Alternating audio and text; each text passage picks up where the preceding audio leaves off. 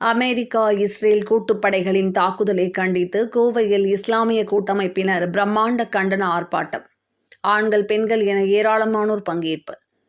Iran நாட்டின் உச்ச தலைவர் அயாத்துல்லா அலி கமேனி அமெரிக்க மற்றும் இஸ்ரேல் கூட்டுப்படைகளால் நடத்தப்பட்ட பயங்கரவாத தாக்குதலில் கொல்லப்பட்டதை கண்டித்து கோவை மாவட்ட இஸ்லாமிய கூட்டமைப்பு சார்பில் மாபெரும் கண்டன ஆர்ப்பாட்டம் நடைபெற்றது. கோவை உக்கடம் பகுதியில் உள்ள வள்ளியம்மை பேக்கரி முன்பாக நடைபெற்ற இந்த ஆர்ப்பாட்டத்தில் சுல்தான் அமீர் மற்றும் ஹாஜி இனாயத்துல்லா ஆகியோர் தலைமை தாங்கினர்.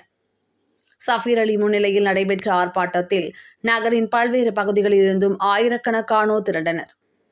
அடக்குமுறைக்கு எதிராக ஒன்றுபடுவோம், உலக அமைதிக்காக குரல் கொடுப்போம் என்ற முழக்கத்துடன் பதாகைகளை ஏந்தியபடி கோஷங்கள் எழுப்பி தங்களது கண்டனத்தை பதிவு செய்தனர். இந்த ஆர்ப்பாட்டத்தை கோவை மாவட்டத்தைச் சேர்ந்த அனைத்து ஜமாத்கள், இஸ்லாமிய இயக்கங்கள் மற்றும் பல்வேறு அரசியல் கட்சிகளின் கூட்டமைப்பு முன்னின்று நடத்தியது.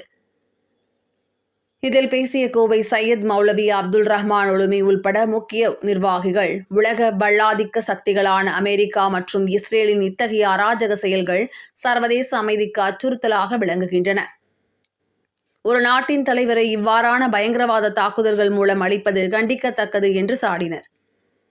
இந்த ஆர்ப்பாட்டத்தில் ஏராளமான இஸ்லாமிய பெண்கள் தங்களது குழந்தைகளுடன் வந்து ஆர்ப்பாட்டத்தில் கலந்து கொண்டனர். உலக நாடுகளின் அமைதியை சீர்குலைக்கும் இத்தகைய தாக்குதல்களுக்கு முற்றுப்புள்ளி வைக்க வேண்டும் என்றும், பாதிக்கப்பட்ட நாடுகளுக்கு நீதி கிடைக்க வேண்டும் என்றும் இக்கூட்டத்தில் தீர்மானம் நிறைவேற்றப்பட்டது.